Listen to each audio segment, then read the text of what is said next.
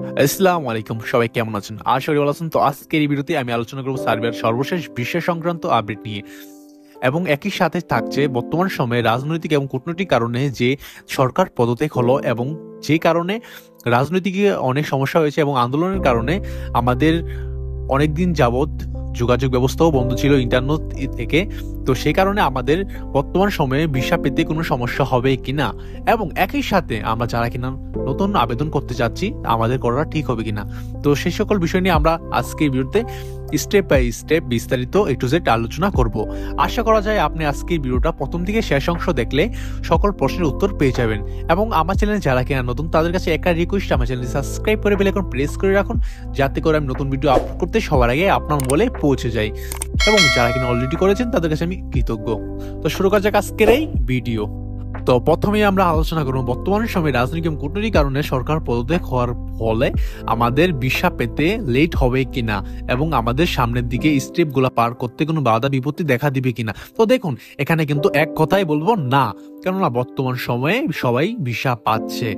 এবং একই সাথে আপনারা যারা কিনা জানতে চেয়েছিলেন আমরা নতুন যারা আছি তারা কি আবেদন করব এবং আমরা আবেদন করলে আমাদের জন্য কতটা যৌক্তিক হবে আপনি অনুগ্রহ করে বলবেন। তো দেখুন ভাইজানেরা, আপনারা কিন্তু যারা নতুন আছেন তাদেরকে আমি বলবো 99%ই সিউরিটি দিতে পারি, আপনারা যদি ধৈর্য শক্তি নিয়ে আপনারা সার্বিয়া এজেন্সিতে আবেদন করতে পারেন। কেননা বর্তমান সময়ে ভিসাগুলো খুব স্লোলি দিলেও কিন্তু দিচ্ছে, এবং বর্তমান সময়ে যারা পারমিট নিয়ে বসে আছে তাদের চিন্তার কোনো কারণ নেই, কারণ বর্তমান সময়ে ধীরগতির ফলেও কিন্তু সকলে ভিসা পেয়ে যাচ্ছে রানিং।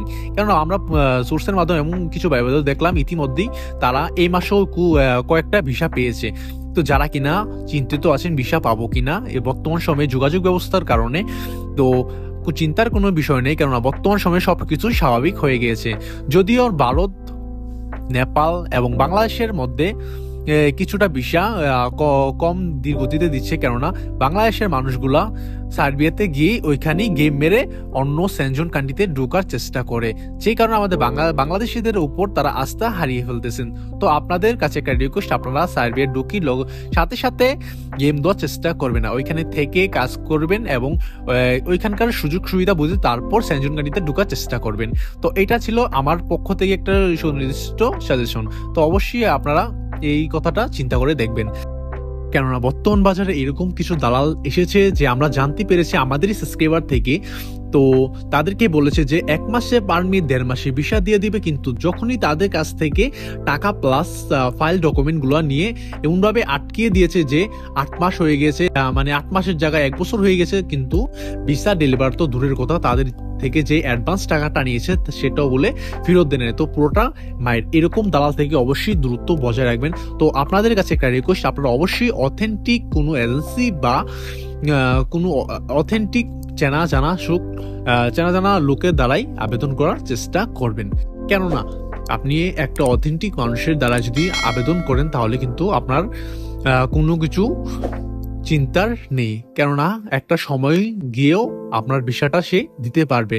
আপনার জীবনে যে টাইমটা মধ্য দিয়ে চলে যাবে সেটার একটা ভ্যালু আছে। কিন্তু যে সকল দালালগুলো বর্তমানে এরকম ছল করতেছে যে ফাইল নিয়ে আটকে দিয়েছে, তারা কিন্তু টাকাটা বড় কথা না, এর মাঝে যে একটা সময় আপনাকে ঘোরাচ্ছে সেই সময়টা কিন্তু আপনার জন্য খুব মূল্যবান। অনেকে আছে যে অনেক জায়গা থেকে কাজ ছেড়ে দিয়ে বাসায় চলে আসছেন, এই যে দালালগুলা বলতেছেন যে 3 মাসে সবকিছু হয়ে যাবে, এই কারণে কিন্তু পরবর্তীতে কিন্তু আপনি আপনার নিজের কর্মবাস্তবও হারাচ্ছেন এবং একই সাথে আপনি দুঃখও খাচ্ছেন। তো এই সকল বিষয় থেকে অবশ্যই বাঁচতে সবকিছু জেনে বুঝে সামনের দিকে এগোবেন। তো আশা করি বুঝতে পেরেছেন। এবং বর্তমান সময়ে আমরা একটু খোঁজ নিয়ে দেখলাম বর্তমান সময়ে কারা বেশি ভিসা পাচ্ছে। দেখুন, যারা কিনা বর্তমান সময়ে এই বছরের জানুয়ারি, ফেব্রুয়ারি এবং মার্চের দিকে আবেদন করেছিলেন তাদের ভিসাগুলো কিন্তু বর্তমান সময়ে খুব বেশি একটা ডেলিভারি দিচ্ছে এম্বাসি। কেননা বর্তমান সময়ে সবার প্রথম যারা কিনা আগে আবেদন করেছিলেন এবং প্রসেসিংয়ে বসে আছেন ওয়েটিংয়ে, তাদের কিন্তু ভিসা ডেলিভারিগুলো সবার আগে সার্বিয়া ডেলিভারি দিয়ে দিচ্ছে। এবং যারা কেন নতুন আবেদন করতেছেন তাদের ভিসাগুলো কিন্তু সামনের দিকে দিবে। তো চিন্তার কোনো বিষয় নেই, অবশ্যই আপনারা আল্লাহর উপর ভরসা রাখুন, সকলেই ভিসা পাবেন এবং আস্থা রাখতে হবে। এবং আপনারা যেখানে আবেদন করছেন অবশ্যই দেখে শুনে আবেদন করবেন।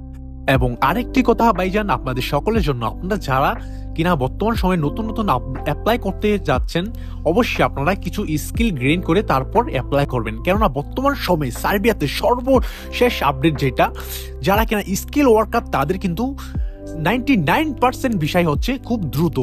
যারা কিনা আবেদন আগেও করেছেন বা এখনো করছেন তাদের যদি লেটও হয়, কিন্তু বর্তমান সময়ে যারা কিনা স্কিল ওয়ার্কার তাদের কিন্তু ভিসা পেতে খুব একটা বেশি সময় লাগে না। আপনার কোম্পানি এজেন্সি যদি অথেন্টিক হয়ে থাকে এবং আপনি যদি একটা স্কিল গেইন করে আবেদন করেন, তাহলে কিন্তু আপনার ভিসাটা হয়ে যাবে খুব দ্রুত। তো এটা কিন্তু অবশ্যই আপনার মাথায় রাখবেন। তো আশা করা যায় আজকে ভিডিওতে আপনারা সকলে কিছু বুঝতে পেরেছেন। তারপরও আপনাদের কাছে একটা রিকোয়েস্ট, আপনারা অবশ্যই কমেন্টে আপনাদের প্রশ্ন রেখে যাবেন, আমি সেই সকল প্রশ্নের উত্তর দেওয়ার যথেষ্ট ট্রাই করব। তো ভালো থাকেন, সুস্থ থাকেন, পরিবারে খেয়াল নেন, নিজের খেয়াল নেন। Good bye, take care, bye bye. এবং আমার চ্যানেল যারা কেন নতুন তাদের কাছে একটা রিকোয়েস্ট, আমার চ্যানেল সাবস্ক্রাইব করে বেল আইকন প্রেস করে রাখুন। Bye bye.